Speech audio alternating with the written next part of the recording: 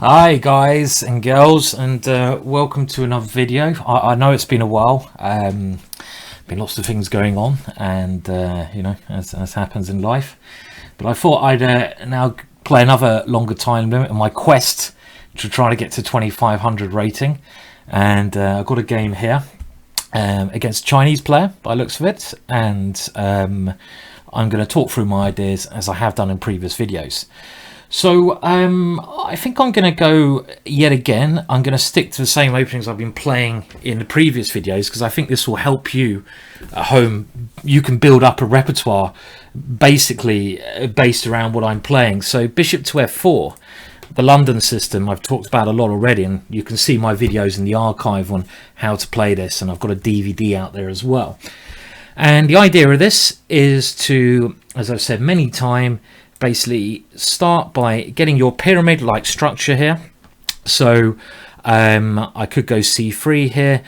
It doesn't matter too much. I mean, as soon as my opponent plays c5, the one thing you've got to sort of wonder about in the London system is his queen coming out to b6. So I need to sort of be a little bit prepared for that.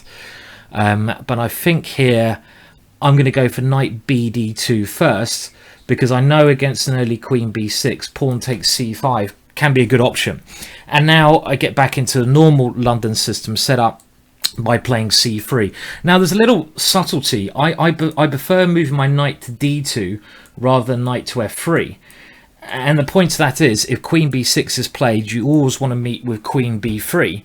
And if c4, the queen comes back to c2. And I've talked about this before. But now we're into a different variation. And the rule I have in the London system is, as soon as e6 is played, I'm happy to go knight to f3. Now, I could do that straight away. There's no reason why not, so let's do it. It controls this square a little bit better, and this is one of the main line positions. Now my opponent has a standoff with the bishops, and as I've done many times before, the bishop just drops back to g3, trying to tempt my opponent into taking there.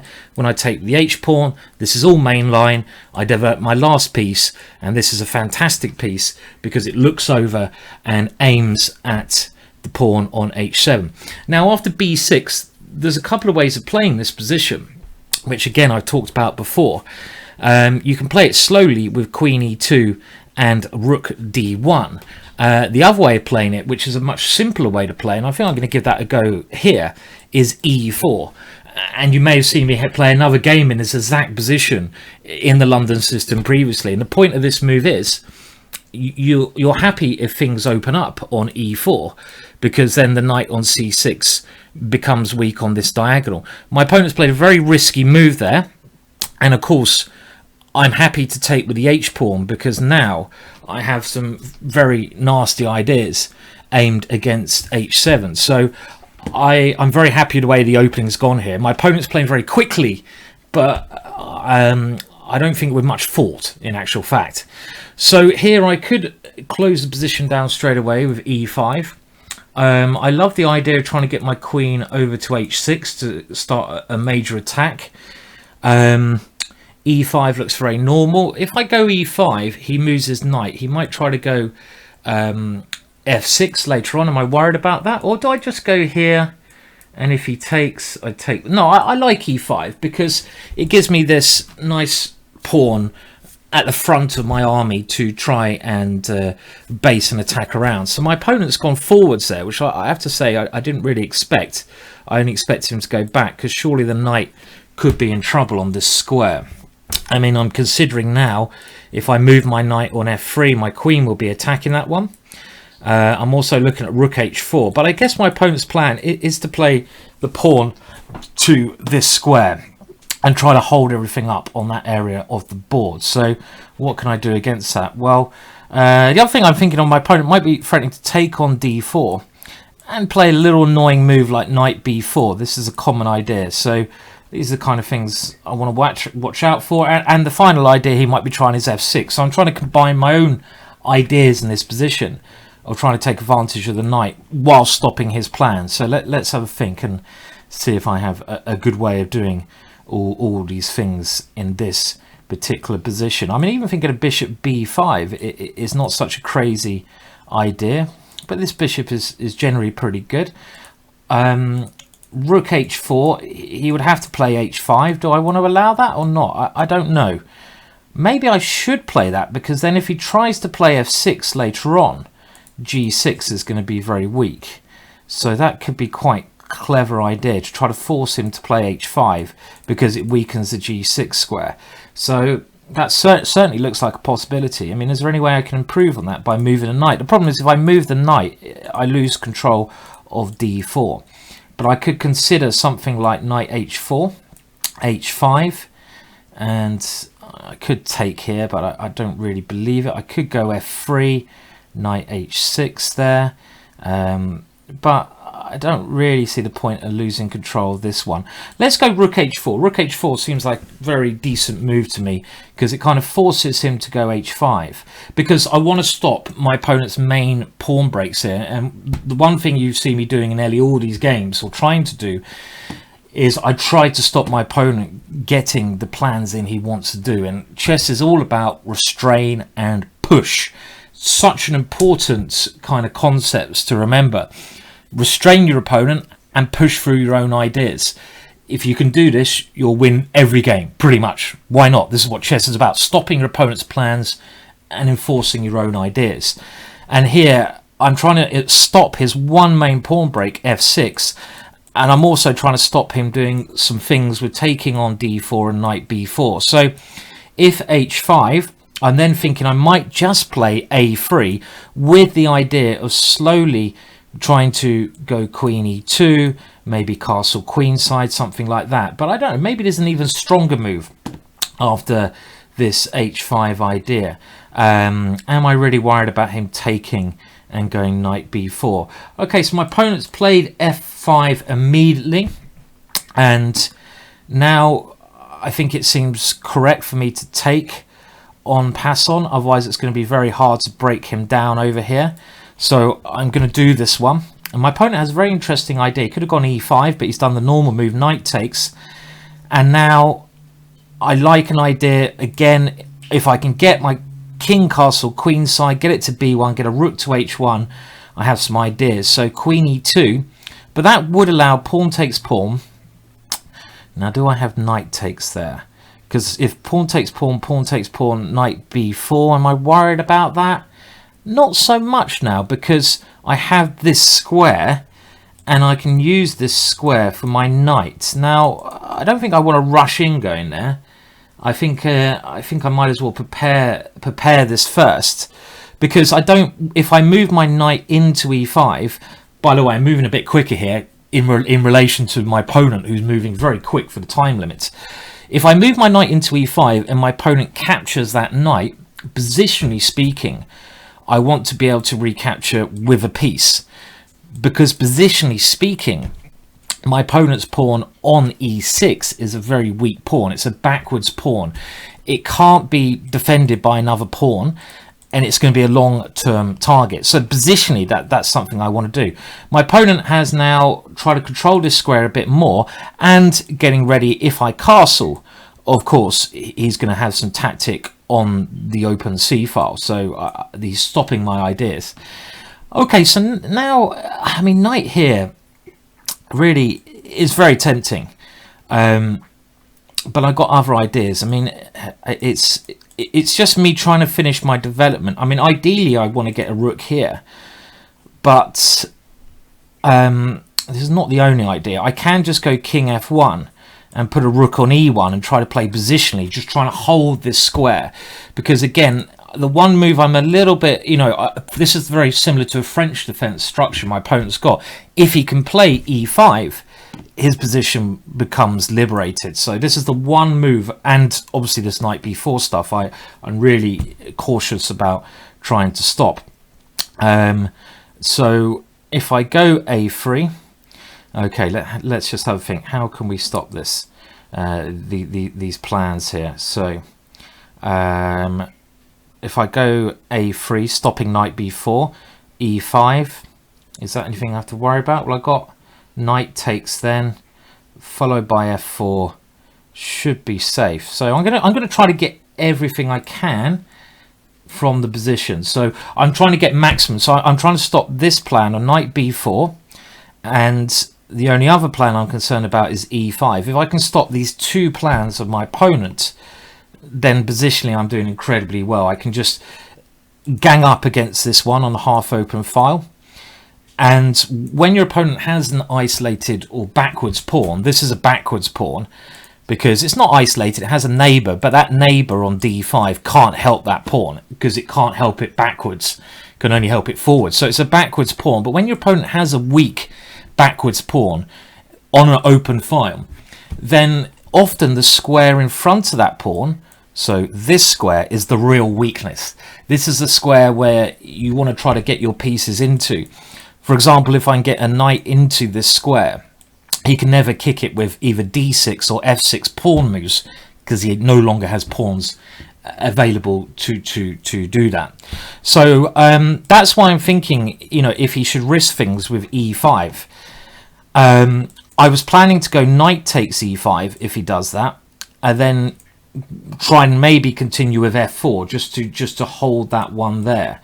That's what I mean. If I was black, I'd certainly be considering e5 because it's one of those positions where you've got to sense the danger as black, and if you don't do anything active here, you're just going to slip into a very bad position. Hence why e5 is the only move I'm slightly concerned about. But let's have a look. e5, knight takes e5. My rook is good here defending that pawn. It's very useful having my rook there. So e5, knight takes e5, rook e8 allows f4. I'm quite happy there, am I? But no, not really, because then d4 drops. So yeah, I'm really worried actually. Maybe I should stop this e5 move. Maybe I got my priorities a little bit mixed there. So e5, I mean, it's not the end of the world. Can't be the end of the world. e5, I got pawn takes e5. But let's have a look. I was relying on e5, knight takes, rook e8, and then maybe even bishop b5 is a good move there. That's a nice move. So e5, knight takes, and if rook e8, bishop b5, because if he goes knight takes e5, I should be able to go bishop takes e8. So that's something which could help me. The problem was I was relying on e5, knight takes, rook e8, f4, but I've just realized then my pawn on f4 blocks my protection of d4, so that certainly could backfire in that situation. But I think e5, knight takes e5, and then if rook e8, bishop b5, just double checking. You should always double check your calculations and triple check them sometimes if you need to, but that certainly looks good. e5, knight takes. What else can he do? Well, if he goes knight takes e5, I have to go pawn takes e5, and if he goes rook e8, then I can play f4 because I no longer have a pawn on d4. So I think actually I'm holding everything together, and my opponent's doing the right thing. I mean, I think he should have done this a little bit earlier. And okay, he's played it. Okay, he's actually saying he loves my YouTube channel, so I'm just gonna say hello to him now. So we will say a quick hello. So I don't think I have to worry if he watches the YouTube channel. We don't have to worry about this, do we? No. How do I stop that alarm now? Go away! The alarm will stop now. God, that's really annoying. What? That is ridiculous. I've just set some alarm off, but I don't know how to stop it. Oh dear. Okay. That was quite funny. Well, not that funny because that was really annoying actually. Okay, so I'm going to stick with my plan, and this is what I had up my sleeve. I did double check it. I did something quite clever, and basically in my opponent's time line, I was working out what I should do, and this is something my dad told me to do actually. So many people don't realize how stressful and hard work chess is. You're playing a 5-hour game, you should be thinking the whole time, and it's really one of the most intense activities anyone can do. And basically, my dad told me, when your opponent's thinking, what Bobby Fischer used to do, he never got up from the board. He used his opponent's time to think about his own moves. So you don't stop thinking the whole time. Sometimes you may need a breather, but use your opponent's time. Use your opponent's time to think. This is certainly something to do. My opponent seems very nice here, by the way, and he says he watches a YouTube channel. So I think he's forced to do a sacrifice like this now, when I'm going to go the exchange up. But my opponent, he has a little bit of activity, because he has bishop coming here with an idea of a rook at some point coming here, you know, maybe after a6. So I can now try a couple of things. I can try forcing the issue with f4, or I can just try castling now, because there's nothing happening on the c file for the time moment, and get a rook to e1. Both of these look very tempting. If I go f4, the only thing I'm worried about is bishop to this square, but then I just go queen takes knight. So f4, the knight has to move. I'm just trying to get in on the e file while I can. So f4, knight f7. Do I want to be doing this or not? I don't know. I'm just trying to think. F4, I mean, my positions should be good, but again, you can't relax. You just can't relax even in good positions. Well, I think it makes more sense to castle the more I'm looking at this, because if I castle, why am I playing, logically speaking, I want to put a rook on the e file, don't I? I think this is much more logical on the open file. So when I put the rook there, I may gain a tempo, because I'll be attacking his knight and he has to move his knight. So why am I playing? Why am I thinking of playing f4, which would just give him that tempo when I might have the castle queenside anyway?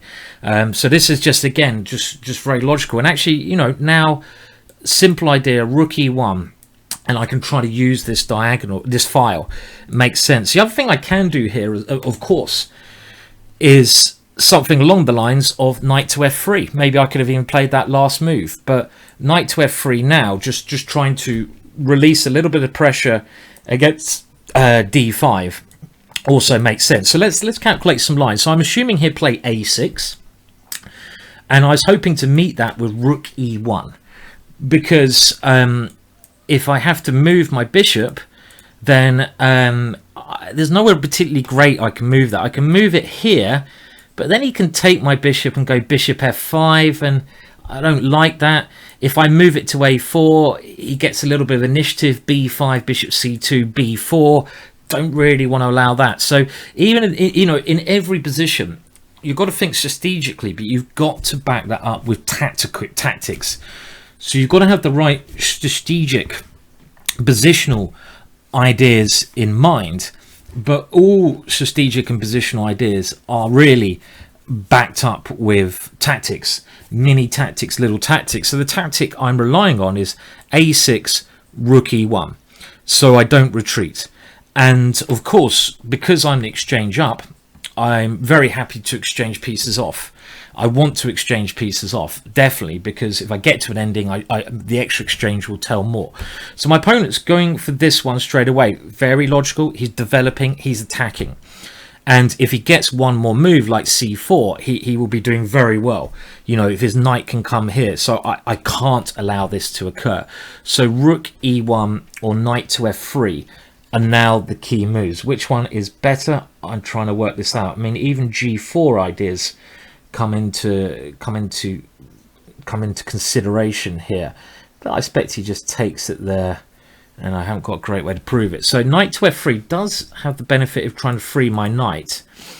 Then he will have to do something with this one. Rook e1, I can always have the option of trying to get a queen to e7. I don't think my rook is going to be really ever attacking that pawn, and I think I like this one. Obviously he hasn't got knight here. I'll stick with rook e1, because I've always got a bailout then of trying to go for... Oh, he's gone. Oh, wow, he's gone here. That's a tactical idea. Did not see. Very interesting. Bishop takes here. Check here. Aha. Nice idea from my opponent. I got a little bit tricked tactically there. Nice idea, sir. And so bishop takes check. Interesting idea there from my opponent. So bishop takes check. If king d1, he has check with a draw. If king b1, he can check here. King a2. Can I? It's getting very complex then. And very risky for me to play like that. But this check is really, really annoying. I could try to move my queen away, but then I lose a lot of the strength of my position, because then I always have to watch out for this check.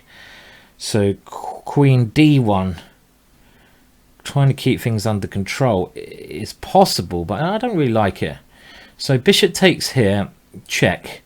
I don't really like taking it, so I've got to go king d1, but then he wins my queen with a check. Might have to go queen f1. That was a very good move that I missed, and that now gives him some good counterplay. So do I go d1 or f1? D1 looks more natural, but then he can always aim for exchanges, so I have to get my queen off here. I think I'm going to go d1. I mean, it's kind of a position which certainly could turn. He's even got c4 then, and I don't like that either. Well, that's why I'm being a bit cautious here. Knight f3. Do I have to sacrifice my queen? Check. Bishop takes, bishop takes there. Play something like that. Don't like that either. That was a good move. Totally missed. He could go rook e8 anyway. So I should have done something different in my last position. I've slacked off a little bit here. Because this knight d3 check is really annoying. Very annoying move. And if I move my queen, c4 is coming. And that is also incredibly annoying. So I need to work out something. So check takes here. Then he has this check winning my queen. I'm going to have to play something like knight f3 and do... Oh, then he just goes knight takes, maybe. Queen moves c4 is certainly something I don't want to allow. It just looks horrible for me. So this is tricky. He's found a good idea. Takes here, check. King here takes, rook takes. There's something I don't like about that at all. So really no way out of this? There should be some way out of this. What am I missing? I don't believe this position is that bad for me. I mean, I missed this move, but it can't be terrible for me, surely. Knight f3, knight takes f3. Bishop takes here. Don't like it. Time as well. Takes here. Do I have to give up the queen? I might have to. I'm going to have to do this. Right. So that was just a little oversight on my part there. My opponent found a very clever idea. Now, if I move my king, knight f4 check's going to win my queen anyway. This, I'm thinking of taking here and trying to get my bishop back to c2. I think I'm going to have to go for this. Time is working against me. I got 2 rooks for the queen, so this should be okay. It's just not as good as I wanted my position to be. If I can swap off with bishop c2 and keep control of the e file, I may well still be better. Obviously, I'm going to have to move a little bit quicker now. Combination of queen and knight work fantastically well together, so that's something, you know, I've got to watch out for here, certainly. And at the moment, he has very good coordination. A move like d4 is something that worries me, just to try to open things up. My idea is to get rid of his most dangerous piece, bishop c2, and then just try to stop his knight and queen coordinating and take over control of the position. I mean, this should still be okay for me. Maybe, like I say, I'm still better, but it's just not as good as I had wanted going in exchange up. I did that little... all I did was one bad move there. It was rook e1. And my opponent found this very clever resource there. He played a very, very nice idea. So it's a real game on now, and my opponent up quite a lot of time. So okay, so let's have a think. If his knight comes, okay, so he's going to this square, and there's no reason I shouldn't keep aiming for exchanges. So I played I mean, if it's an obvious move, there's no point taking time, is there? We play obvious moves quickly, because just like you would do in a real game as well. There's no point taking time in obvious moves. So is d4 something he's going to try? That pawn could become very weak then, or it could create attacking chances. I don't know which one it will prove to do. I kind of like the idea of going f3 for me at some point to stop his pieces coming in. Now that move is like is annoying. If he gets a queen to f5, it could be very annoying.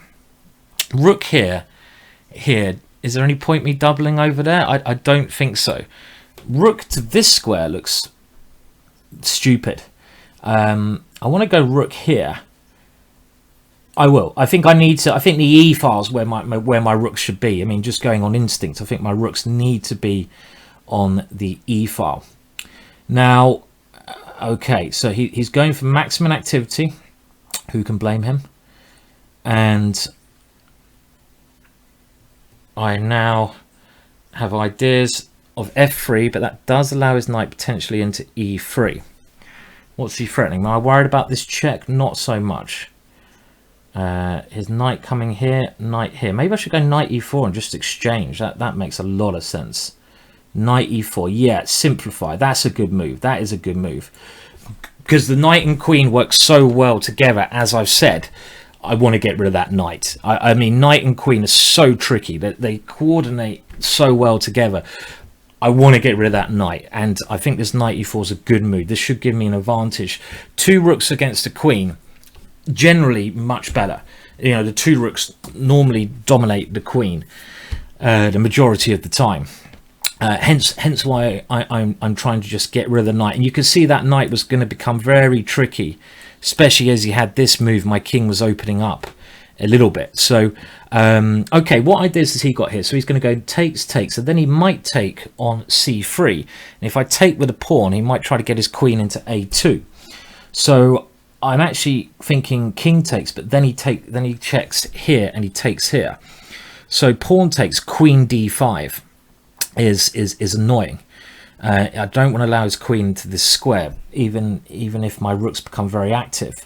It might still be alright for me. King takes check, and he will take this one. Which one's worse for me? Then I go something like king here, queen takes here, and I don't know. I think I'm going to have to go pawn takes in this position. I'm going to have to allow his queen into a2.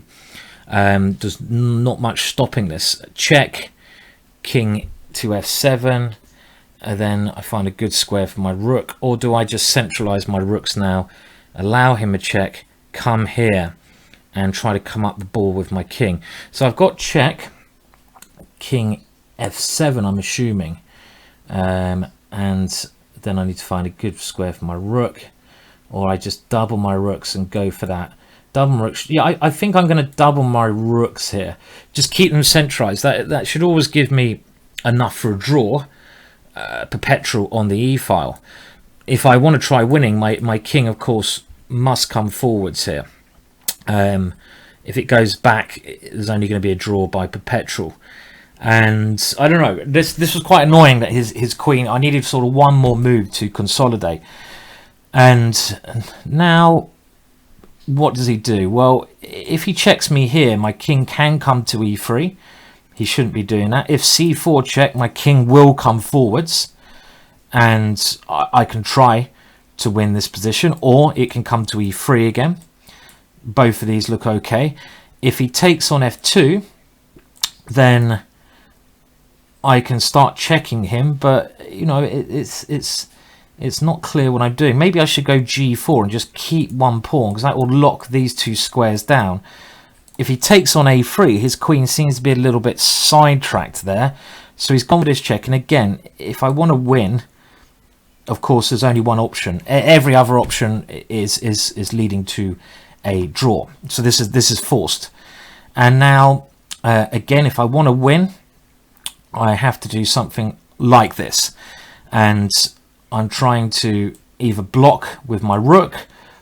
In some cases, I can move my king forwards and use my king to attack him, because my pieces are very close together. And this is quite important when you're playing against the queen, because I like king g4, because if I block with a rook, he has queen f6 check. King g4, I like. My pieces, I think, are still okay. They're still holding the position together. And when you're playing against the queen, you want your pieces guarding each other, because loose pieces are drop pieces. You need them really working together. And I might lose all my queenside pawns, but then his king's going to be in trouble. I mean, I'm even threatening something like king takes here, and then rook check, and the other rook check on e7, checkmate. Is my king in any danger? I don't think so. I honestly don't. I've always got f4, and then my king can come back to f3. So it's equal to material, but I'm certainly, I think I'm the one. Well, I'm trying to win, but I think you know, according to a computer, this position would also be better for me as well, because my pieces seem to be working well together. So what should my opponent do? Well, that's a good question. He has to be very careful where he moves his queen. If he goes queen f6, maybe that does just about work. When I now have f4, if I check, he will come king f7. And I don't have a good follow-up. So I think the most normal move would be f4, and try to get this f pawn helping out my position somehow. I'm also wondering if I have some other crafty ideas, but obviously I don't want to drop my pawn on f2. My pawn on f2 is an important pawn. This check king f7, don't really see any way to make progress there. If rook e6 takes here, check here, check here, check, I only have a draw. So f4 must be the way to try and win. And my king can come back to f3 when I avoid all the checks, and I can put a rook on e3, and then everything is nicely defended. The good thing with two rooks generally is that against the queen is that if your opponent starts pushing one pawn, so for example the c pawn is the one pawn I worry about here, generally the two rooks can deal with that pawn very well. They will be able to pick it off. You know, that pawn, if I'm careful, you know, I can just attack that pawn somehow, and it will never be a major danger. Generally that's a rule, but obviously it depends on a lot of factors. So let's see here. Does my opponent have moves like h5, trying to get some attack going? Well, of course, then I should try taking it. I don't think he should be able to make me there. I bloody well hope not. Why should he be mating me? He's only attacking me with a queen. There's no reason why he should be mating me with a move like h5. I will just bravely go forwards there. So he's gone here. Now I'm going to take with a pawn, because I feel my f pawn will be needed later on to come forwards, and I can now stick with this idea: king here, rook here, and everything's defended. So that's one of my setups, is put my king there, my rook there, and then maybe push my f pawn, maybe even start pushing my g pawn, keeping threats of these checks with my rooks alive at the correct moment. But of course, this position, there's a lot of work to do to win this. So okay, so my king comes back here. I don't need to think about that move, and he's trying to pin me. He's trying to hold things up for me. So now I can go forwards, and he may push this pawn. Of course he may. I've got to try to use my own assets, and of course I'm moving a bit quicker here. He probably should push this pawn, and then I'm going to try to come forwards with my king. I can't pick that pawn up yet because of b5, and I lose my coordination. If I go here, well, or do I play g4? G4 here, and then I can try to pick that pawn up with clever play. It's an annoying pin my opponent's got there. King g4, is that any better? Or let's go forwards. Let's see what he's going to do. Let's release my rook on e4. Let's just play this one. I mean, the checks are very annoying. This is why it's very hard playing against the queen short time. Those checks can obviously, you know, really be a nuisance. Check, king g5, check, You know, you have to watch out for all of these checks. So he's gone here, and I'm now trying to find a good square for my king. Rook here just puts me in a pin. King here, check here, doesn't help me. King g4 looks like the best square at the moment, but he's still got this check here. Now, where do I put my king? Is it best on h3? Is that where it should be to avoid these checks? And maybe I'm going to try this, because at least now I have rook g4 as a check blocker. For example, queen h6, king here, queen g5, rook g4. So I'm going to do this. I'm going to do this, and I'll do it quickly. This seems to have avoided the checks, because now I have rook g4. So it's just finding the right square for my rook.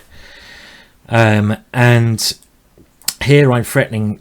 Okay, so he's still got these annoying checks. But now if my king comes to g4 now, I've done a little bit of triangulation, and he has no more checks for the time being. But this is really tricky position to play, as you can tell, because of all these checks I have to constantly be on guard about. So I'm now thinking I might put my rook behind that pawn, and even then it's very tricky. This pawn, you know, my coordination is still not great. Check, king f7, nope. King here doesn't help. h6 check. Then let's go for rook behind a pawn and hope I don't get myself in some nasty situation with queen d2. I can go check check. Very annoying position. He's playing well. Rook here, queen d2 is annoying, attacking my rook and the pawn. Check. No, I don't like that then. Rook here. No, queen d2 is very frustrating move. My rook should be able to look after this pawn, but I haven't got the coordination in at the moment. So maybe I should be going here. Check. Okay, I'm going to try this one. My time's getting low. You know, I really should not lose this position. I shouldn't do, but I said this c-pawn should be easy to control, but I have certainly not proved that at the moment. And I'm trying now just to force his queen to a worse square. I mean, even if he takes here, I'm hoping then I put his queen on a worse square, but I'm not 100% convinced myself. If he does take there, I think I'll come forwards with my king. I'll try to get some mating nets going then, even in this ending, but I'm not sure how strong these mating nets are. If he takes there, I mean, I'd love to get my rook to c6, but I didn't want to allow this one. So if he does grab another pawn, well, I can't go rook c6 then, because of queen a4 check. So maybe he should just grab this pawn when I've got some serious thinking to do. So he's come with a check, and now if here, check, king here, c2, I've got mate. Well, I don't know, this was my plan, but the more I'm looking at this, it's incredibly risky. So my idea now is to create I've got a mating idea, check and checkmate, and I'm hoping my king is going to sneak in somewhere if he checks me, but I don't know if it's sneaking to its own doom or not. So he's gone here. Now king f6 check, king here check. Very annoying. Okay, now if I move my rook, his c-pawn's too strong. I have to come here surely. If I go here, it's nothing but a draw of c2. So this is the only way to try and win, but of course I'm giving myself losing chances as well. So here, this check, f6. Here, this check. Here, c2. Should not have lost control of this one like this. Here, c2. Yeah, I'm throwing this one away at the moment by not considering this little guy here. Still got some ideas though. If check on f8, king d7, and then if he goes c2 here, I've got rook g4 check and rook e8. I was hoping this would win for me. Check, king h8. Oh, he's got king here. Check, king here. Can he really do that? I missed that one. And if rook here, he queens. I was thinking I had rook g4 check, but I missed he has king to this square. And if rook here, queens. No, I have to put a rook behind and hope that this holds. I think I should give him a check first though. Should I give him a check first so his queen has no way out? Oh, 6 seconds? Whoa! I didn't see that. I didn't see. Oh, he's done there. Didn't even see he could do that one for some reason. Okay. I've thrown this away. Very frustrated with myself here with the way I've been playing this one. And I've got myself short of time as well.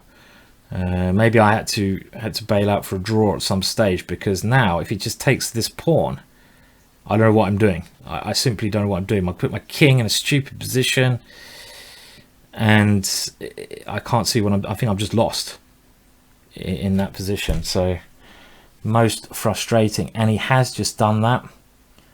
Right, king here, check. I can't see what else to do. Have to do something a bit desperate here. My king has no good squares. That's the problem. And of course, it doesn't help when you're so short of time as well. If my king goes to the dark square, he has a check and queen, and I expect he has a forced win here somehow anyway.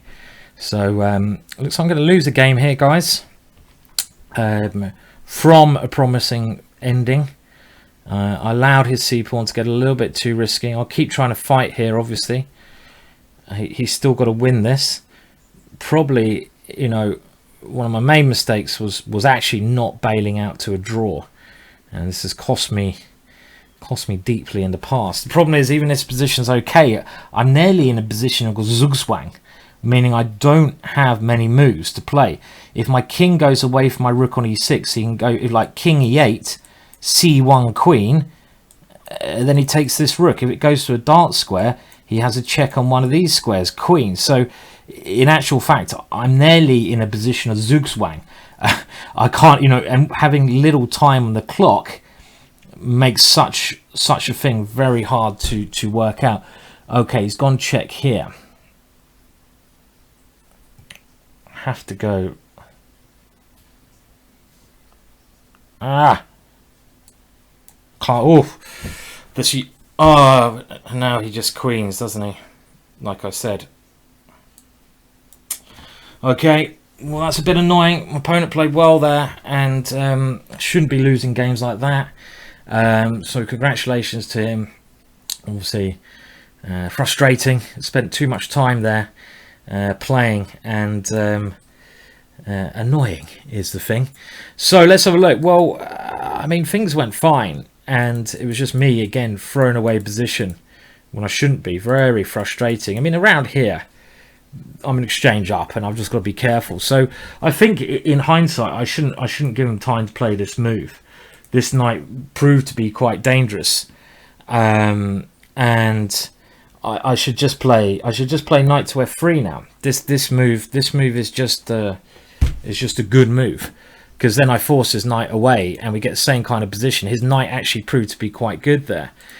So that was my first error. Let him get active. But then even then, if we go to the endgame position, it was ridiculous pushing maybe to win this. I mean, around here, this kind of position, of course, should be still hold very good winning chances for me. And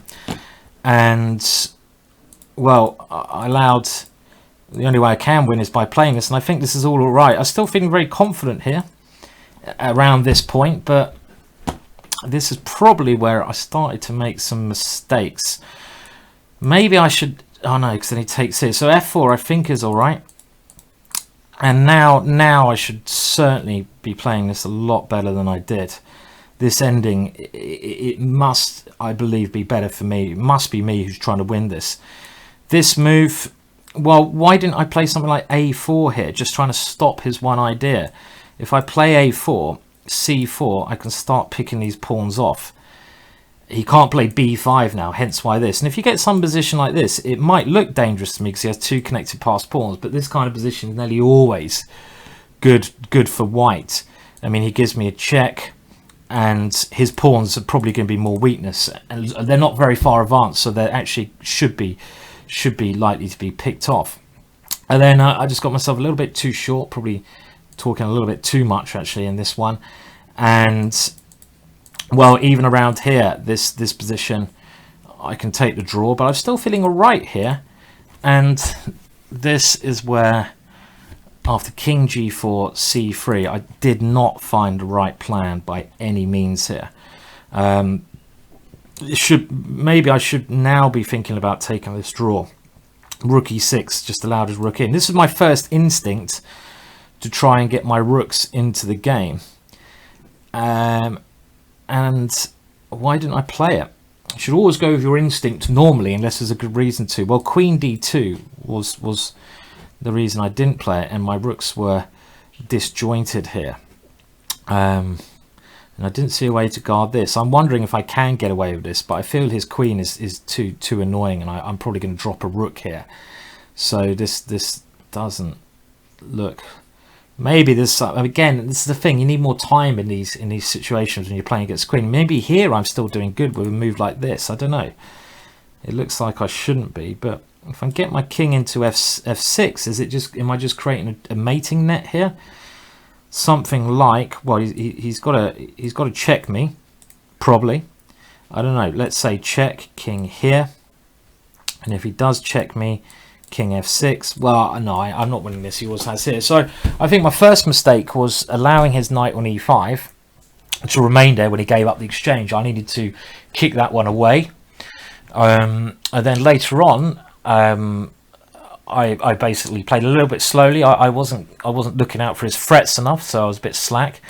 And then in the ending, this ending here, well, it wasn't as easy as I thought at any moment. And maybe at some point I should have gone from trying to win the game to try and draw the game. Well, I've had a little break from these, and you know what? I'm probably gonna have a longer break now because that's just pissed me off. But okay, all credit, well done to my opponent who did play a good game there, and not one of my better attempts, and I'm certainly gonna have to play a lot better than that in future. But hopefully there's still some stuff there that might be a use to you. So cheers for now, until next time, bye.